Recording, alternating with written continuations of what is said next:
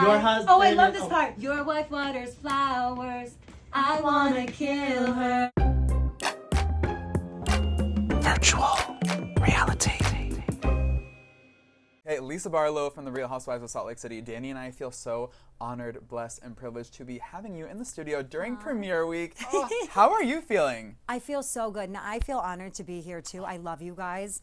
And you've always been good to me, which I love. Well, it's so fun to be good to you because you're just the best and so fun and engaging. And look at you, night one, watch what happens live. Oh, I know. I'm so excited. I'm on with a supermodel. So like it doesn't get any better. Two supermodels. It doesn't get any better than that. But this season, I feel like it's going to be so good, and I love kicking it off. Yeah, I mean, this season was like literally all about you. You're hosting the first big event. I feel like the story of the first episode was really structured around this event, and then we got flashbacks. It was so beautifully done. What did you think of the way the premiere was packaged? Listen, our team and editing is top notch. I love our EP, Lori Gordon. She's like amazing, and she's so passionate about everything, and she's with us all the time, so she knows like what moments are big, and it was like beautiful, and I'm like, oh my gosh, it's amazing. And I think it sets the tone for the whole entire season. Ooh. Okay, and while you love the packaging of the first episode, did you love the packaging of Angie going to Whitney to deliver the story that you thought was confidential? You know, we have conversations off camera, and I don't ever bring them on camera. And I was like, oh my gosh, I can't believe she's taking my feelings and sharing them with Whitney, who, like, Whitney's always had an issue with me. It's like consummate. And I think she was a little upset that last year at the reunion, I was like, that didn't happen. She was trying to denigrate my character. And I'm like, that didn't happen, that didn't happen. And I'm like, we need a little flashback. And I think that upset her. So instead of being like, I'm sorry, she's like, Lisa just has to be right. And I'm like, when Lisa's right, Lisa's right. Like, Can't fight with facts. and if you're lying, you're a liar. With the Angie of it all, you guys had been close for a good amount of time. I'm, as a fan and a viewer, I'm shocked to see the friendship devolve the way that it has. Now that you are where you are, sparring on Twitter, like looking back, you you're saw like, that? oh, we're gonna get into it. Okay. But before we get into that, when you reflect back on the friendship, are there now red flags? You're like, oh, maybe she wasn't okay. Yes, because Get the scroll. Okay. Oh yeah, You got I'll your get own the scroll. Torah because she needs to pray. But I think what happened is like last year I was sticking up for her vehemently. I was like talking to her off camera, basically helping prep her, but she kept critical things from me. So like Meredith and I have been friends for a long time. We're family friends. Our families are friends. And I think for me, it was like a little upsetting because I'm like, I'm going after Meredith and you could have shared critical information. Like Meredith wasn't the one that started the rumor. Meredith didn't do this. And it all made Meredith look super bad. And I was like, okay, Angie, like you're in the wrong. You owe Meredith an apology. And I kept saying it at my dinner, at my Bezos dinner too. But I think like those are red flags to me. If you're not being honest about your friendship and you're fine with everyone ganging up on Meredith, and you know you're withholding information, I think that's a problem. But like it's a one-sided friendship. If you go back and rewatch, I was always sticking up for Angie. I was always defending her. I was defending her family, her businesses, her husband, her marriage, everything. And it was one-sided. It was never reciprocated. In fact, she like, it didn't bother me at the time. I'm like, I'm a grown-up, but I'm like, for her to make fun of me at Heather's book signing. And like when Monica was saying horrible things to me at the sound bath, I was defending Angie, and she was like, oh wait, like I don't care what you're saying to Lisa. And I'm like, you got a little high off of it. And I think it made her feel good about herself. And I told her that in real time. I'm like, I feel like you get a little high off of other people being mean to me. It makes you feel better about you. And so, pardon me? What did she say to that? She's like, no, I don't. But I'm like, I was explaining why. I'm like, I would never let anyone talk to you like that. But I'm a good friend, and like I stay people's friend. And like I'm a little shocked that I was okay with her. I could still move forward with her. But then like when she started like telling Whitney things I was saying in confidence and backing Whitney. So I'm like, Whitney brought a guy to a party season 2 and told everyone I slept with him. And I had no idea that happened until after. And I'm like, you're upset with Meredith over stuff she doesn't even do, but yet you want me to forgive Whitney for the things she does do when she does it consummately. You know, and Whitney and I get to a point this season where I'm like, you constantly lie about me. You make me have to tell the truth. And you don't like that. Like, you want people to believe your lies. Do you think, sorry, I was just going to say. That's a lot of information. Yeah, I was like, we're processing it. I was going to say, do you think that Angie came for you this season to possibly have a moment? To make I a think splash? she was definitely, she like, you know, moments should happen organically when you're doing Housewives. You shouldn't be like thinking in the shower like, oh, I'm gonna prep a scroll and I'm gonna bring a scroll. Maybe for the reunion, but I mean, it was like less than burn book like worthy. Like I was like, what? I was like, why does she have a scroll? But it's like, I've told her a million times, I'm like, lay off Meredith. Like, she didn't do this to you. You like, Angie has no problem attacking everybody else's marriage, family, business, like living structure, everything, but she can't handle if anyone says anything remotely close to that to her. She likes to dish, she definitely cannot take. Okay, that's interesting. So Yeah. you kind of feel like her and Whitney have that in common because you said Whitney keeps Yes. on bringing stuff up. Do you think Whitney... That's like a perfect friendship. Okay, match made Yeah, in it's heaven. a perfect friendship, Yeah. yeah. They can live in delusion. Do you feel like Whitney's doing that to be messy or to deflect from stuff? Is she kind of like, if I keep on bringing stuff up, no one's going to ask me anything? I think she does it to be relevant. I feel like she thinks she like, no one's paying attention to me. I don't have anything else going on, because every single season we see her tell lies, and then at the end we see the truth. And we see her try to hill. Yeah, and hilling. I think she's over that now. Well, But, I feel like mean- she tried to end that in the premiere when she was giving the finger and saying, "This is the hill to Whitney." Yeah, What did you that- think of her saying that? I That is the mean, hill. that's the antithesis of healing. And another thing is she moves the goalpost. So like once you resolve an issue, there's a new issue, and then another new issue, and then you have a rebuttal for that, and then it's another issue. So I think I hope she heals. They show a text message where I said keep healing, because she did this podcast, and like everyone has the right to say their opinions, but I'm like, you're doing this to denigrate my character because they flash back at the reunion to the things that you lied about. And so instead of being like, I'm sorry, she has to like make it something new, like moving the goalpost. It had to feel nice at the first episode dinner where a lot of the ladies, almost all of them besides Angie K, had your back with the Yeah. Whitney stuff. Where it kind of was Yeah. like, everyone's like, Whitney and another thing, and another Yes. thing. How was feeling that? Yeah. I felt amazing because I'm like, we've all put up with it for so long. I'm like, we're 5 seasons now, and it's like the same thing, different day, same thing. And I think everyone's just frustrated. Like, she has done stuff behind everybody's back off camera that's so damaging. And I think her lies hurt families, they hurt everything. And I don't like being lied about. And it's been since season 1. Like, this season felt a lot like season 1 exacerbated for me. Well, yeah, you're Yeah. pulling her wig off. She doesn't deserve the Lisa Barlow. What can you say about this 8 Lisa's dinner moment? Like, it was a lunch. Like, what's going on? I cannot wait to watch it. We were in Mexico, and we were in these beautiful villas, and I came out of my room, and I was stunned, and I was like, this is a theme I can get on board with. Like, I'm totally on board with this. It I was know. crazy. I want a wig now. Yes. Are we worthy to wear Yes, Lisa oh my wigs? gosh, Okay. yes. All right, we're going to be doing that, and we're going to be making sure the wigs look great when we're on Twitter and everything like that, because we have to laugh, because I think it all started when Meredith was in last week with us. She said that she enjoyed Angie more as a WAP dancer. And Angie saw that. And Meredith is responded. very funny. She is funny. Yes. People don't give her enough credit. Meredith's No, hilarious. Meredith is quick. She's a Sag too. Like we're Yeah. like born a day apart, different years but day apart. And I think she is so funny. And she says these little comments that not everybody picks up on, but they're hilarious. No, hysterical. But I thought her response was so good when like somebody was trying to put down her feelings. You know, I thought like feelings matter, right, Whitney?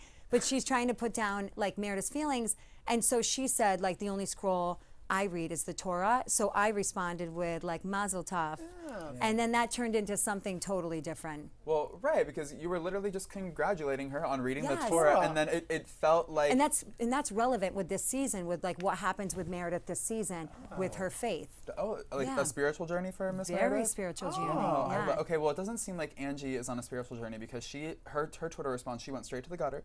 She did. And she is talking about repoed cars and... My G-Wagon has the title, and it's in my garage. But like people don't understand, you can't repo a car that's paid for in cash. Yeah. Okay. Yes. But I don't know where she got that. I mean, like that was like a reach.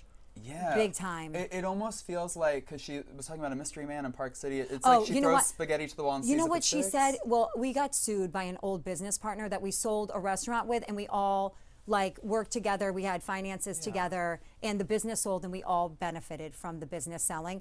And then, unfortunately, there was a lawsuit that came out of nowhere, and it's, you know, like we filed to dismiss it. And so there's no mystery man. It's the person that filed this lawsuit.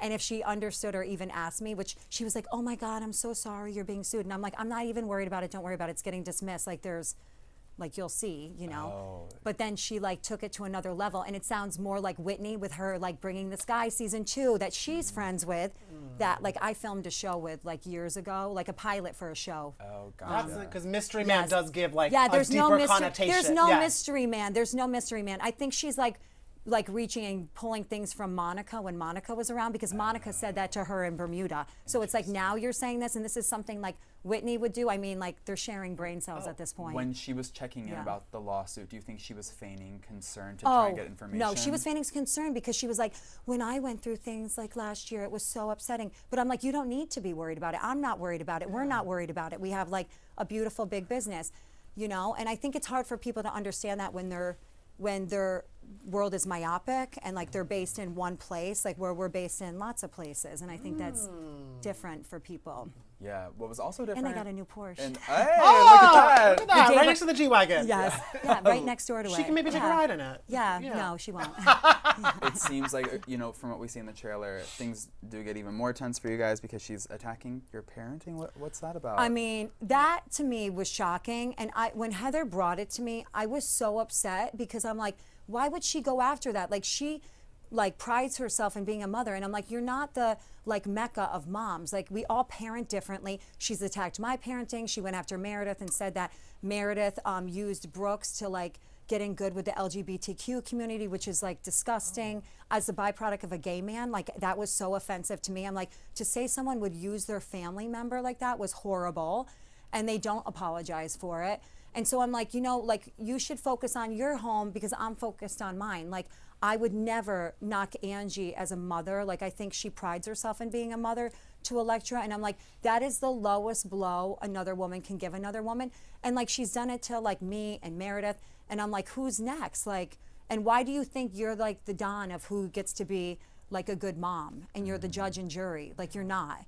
And I, you know, Henry will tell you I'm a great mom. Yes, and also it's the thing too, where like you were saying, like everyone moms in the own way that's best for them and their kids and stuff like that. So it's a very personal thing to like bring that to the forefront. You're like, oh yeah, and you have to know your kids. You have to know what's important for each kid. Yeah. You have to have discernment and know like this kid needs this and this kid needs this. They're similar in some ways, but very different in other ways. And I'm like, but who are you to judge? That was I was very upset. I get. You see a little bit of it in the trailer, but I get extremely emotional because to have your friend say that, and I didn't do anything to Angie. I'm not on her team. I don't have teams. I have friendships based on experiences. And I feel like because I wouldn't go like on the Whitney train, she was like, I'm gonna treat you badly. And she consummately attacks Meredith. Consummately, and it's like, why are you obsessed? and I was like, Meredith and Brooks are best friends. Yes. So it's like, what are we even doing with that? But I mean, that's like the meanest thing you can say about a mother. And she's always been cognizant of, Meredith has always been cognizant of her kids, what they're experiencing. I have been with her. She will drop everything for her kids. And to like say she's using her child to like benefit is really gross. To see you and Meredith make up and begin a new friendship feels so good for the OG fans of the show. you.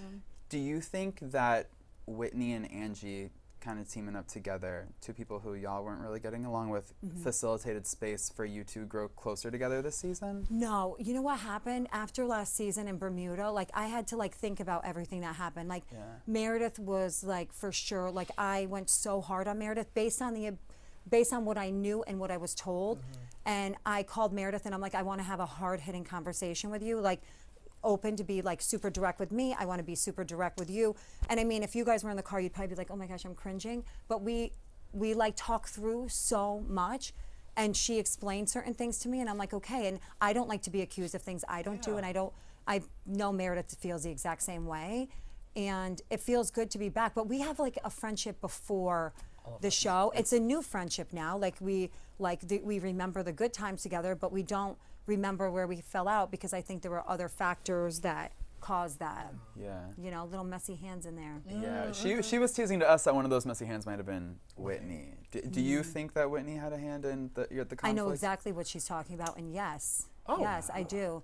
And I think Whitney tries to stir up some negative things. You'll see this season, throughout the season, like, you know, the goalpost changes, her issues change, what she's lying about changes, and you'll see there's certain things that come up that I'm like, you are like the biggest liar I've ever met. Is Whitney the one with her recorder ready? No. Okay, No, but that's a great question. Oh my gosh. That would, Yeah. Oh, I thought No. it was Whitney. But I wouldn't be surprised if she did. You're like, she maybe just I didn't don't get think caught very with highly of her, so I probably shouldn't answer any more negative questions. Well, but like, because you said that there is a moment that Meredith is talking about how she was yeah. the wedge. Did you guys kind of have a moment where you both realized it at the same time and were able to talk through it? No, what we ended up talking through was like things that happened last season and things that happened prior. And I said, it looked like you did this. And I'm like, do you understand why I think that? And she's like, yes, but this is why I didn't do it. And I believe her. And we have like a long-term friendship and like we've gone through a lot. I used to fly into New York and be in my hotel room and be like, hey, you just landed, come to my hotel, can we meet up for dinner? And like, had a good friendship. So I feel like when you go through a lot of things, you can bounce back easier when there was depth and dimension before. I'm glad that you guys started this season in a good place because Meredith and Mary, that is apparently a whole thing that we never expected. It seems like Meredith says she doesn't even know what's happening with she's that. still trying to figure it out. What was your take on Mary versus Meredith and Mary kicking her out of the breakfast at Tiffany's lunch like that? It's insane. I feel like she became a target, and when other people are friends, they feel like they can like gang up. Like Meredith and I don't need anyone to defend me. I said that since season 1. I'm like, I can defend myself. Yeah. If you want to have my back, you can, but I can defend myself. I think there was safety in numbers in certain situations, and she's got other people in her ear telling her things, and I think you'll see that very clearly this season. I know I'm saying it in my confessionals. I'm like, this is exactly what's happening.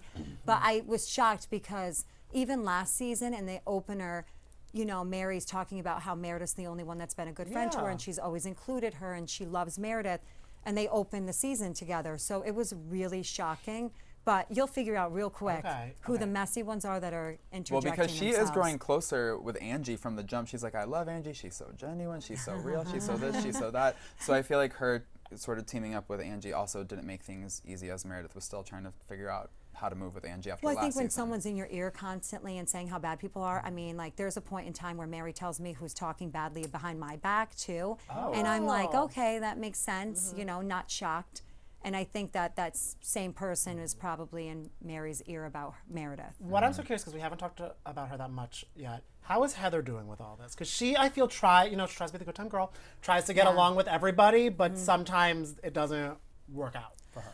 I think I always say a friend to all is a friend to nobody, because like being kosher with someone or being cool with someone is one thing, but when you're like actually their friend, you're not divulging confidence and stuff. And I feel like Heather was a great friend to me this season, and I feel like there's stuff that she pushes down and like represses her feelings on certain things, and then something will happen where it reminds her of that. But I feel like Heather was a great friend to me this year, and like we haven't really been bad since season 3. Like I mean, the black eye thing, I'm like, be accountable, say that, but like we were like, hey, just tell us what happened and we'll all support you, But I feel like we haven't had much drama, and I feel like we weren't super close, but we've become way closer. And I feel like she's been a great friend to me. And I think she's a great friend to Meredith, too. Oh, that's so great to and hear. it's hard to mitigate all these dynamics and like still be good friends. But I don't feel like, I hope and don't feel like Heather repeats things I tell her off camera and things. And I feel the same for Meredith. Yeah, it's good to have that trust. Now, as she has become a really close friend to you and Meredith, how is that impacting her dynamic with Whitney? I don't think it impacts her dynamic. Like, I feel like she is mitigating it, and I think, is it always comfortable? No, but I think she's mitigating that. And I think, you heard her, she has the same feelings about Whitney. Like, Whitney's lied about her to Damage. Like, she did that to her. Like, I'm like, what do you want, proceeds of her book? Like, and what you said she wrote isn't even the same thing, but that's par for course for Whitney. Like, I think Whitney, I mean, she wants to paint me as a villain, and I'm like, if villain is being honest and direct with you, then I guess I'm your villain. Done and done. Yeah. And I mean, we could talk to you for so long, but we gotta let you go. But before we let you go, we can't talk to someone from Utah without also talking about the other show taking over, Secret Lives of Mormon Wives. I know, it's crazy. We accidentally had Meredith meet 2 of them, Taylor and Macy. Do you want to meet any of them? Have you met any of them? Like, I mean, I'm what are sure your thoughts at on the some show? point we're gonna run into each other. Yeah. Like, Salt Lake is not like the biggest city, but I think it's amazing that they get to put their stories out at such a young age. Like, I would have loved to have been at Bravo, and at 30 years old, I would have been in a string bikini every day. And like, but I think for them, it's like you get to like have your whole life out there and like share your story, which is so cool. I think when you're that young doing this, I think they're gonna look back in 2 years and be like, oh, why did I do that? But I think it's fascinating and interesting and total Utah culture. Do you have any advice for them as someone who's been on reality TV for now 5 seasons? Okay, for Taylor, I think Taylor needs to like learn. I love that she's open, but you can't have solid friendships if you're open about everything in everybody's business. No one will trust you. No one can confide in you. No one is going to be able to like share and have a deep friendship with you. So I think she needs to like, you know, learn like boundaries with what she says about people. Just from what I've seen on like TikTok, like she'll pop up in my feed. She lets it know Yes. on TikTok. And I'm like, oh my gosh, don't say that. No one's gonna trust you. But I think like also don't be a producer puppet. Like make sure you like have boundaries with production and you don't feel like as open as they all are. And that's really hard. I know because like we do it too. Don't be a production puppet. Like have boundaries. Be able to say, no, I'm not sharing that. No, I'm not doing that. Yeah. Who we trust with our lives? You. Yes. We'll be your puppets. Yeah, truly, we'll do whatever you want us to do. Thank you so much for You're stopping so by. welcome. So good to see you. Thank you, shared Lisa. a lot.